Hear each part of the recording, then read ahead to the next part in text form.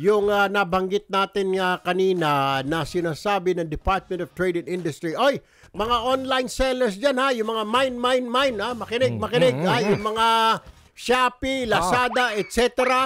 Makinig ho kayo. The reason why is because yung refund po, yung iba kasi nagdi-demand, may video ka dapat na nasira nung pagdating na videohan mo. Hindi ho nagbibigay ng refund, bawal ho yun. Bawal yan. Kahit walang video, dapat i-refund ninyo pag sinabi po ng buyer na sira itong dumating diba? Palitan, pwede. Palitan. O yung announcement ninyo na aircon, anak ng waiting, kasi laki lang ng, ganito kalaki lang yung aircon, paano ako magpalamig? Kita mo? Anyway, kausapin natin si DTI Assistant Secretary Amanda Nograles. Magandang umaga, Asek Nograles, ma'am. This is Erwin Tulfo and Aljo Bendijo. Live po tayo sa PTV Nationwide at Radyo Pilipinas po. Magandang umaga, Asek. Magandang umaga po, Sir Erwin, Sir Aljo. Morning. Opo. Ma'am, tama po ba? Hindi na kailangan ng mga proof na video na pagtanggap mo ng produkto mula sa online seller para mabigyan ka ng refund, hindi na kailangan. Tama po ba? No video, no refund, hindi bawal po ito? Yes po, nakuha niyo po, Sir Erwin. Bawal po yung sinasabi ng seller na may additional na ebidensyang hinihingi na video upon unboxing while pag na-receive yung item bago bigyan ng refund ang item na depektibo.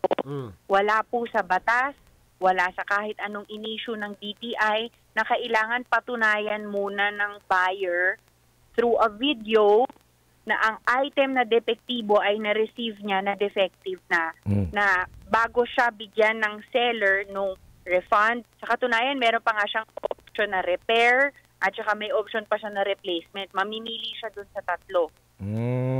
So, kasi yan ang nire-require. Panigurado na talagang sira yan or may depektibo. So, hindi po applicable ito. Kahit na no video, yes to refund pa rin. Tama ba? Tony? Yes. Kahit walang video, pag ang buyer nakatanggap ng item na depektibo, kahit walang video, dapat ibalik ni seller yung pera, i-repair niya yung item or i-replace niya yung item. Ang punto po namin sa DTI dito, hindi na kailangan ng kahit anong video as evidence. Kasi yung mismong item na depektibo or damaged, yun na yung ebidensya mo na yung binigay sa'yo na item ay defective or damaged. Wala na yung extra pa na karagdagang requirement na video. Papahirapan pa natin yung mga buyer natin. Alright. Ma'am, meron pong text sa akin. I believe online seller ito siya.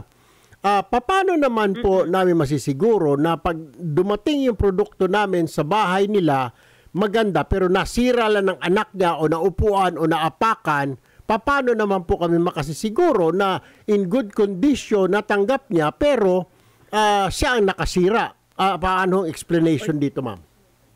Yun naman po. So, balance yan. So, ang mga seller natin, kasi nga po yung sinasabi nating bawal ang no video, no refund, no return policy. That's under the Consumer Act. Consumer Act na tinataguyod ang karapatan ng mga consumers.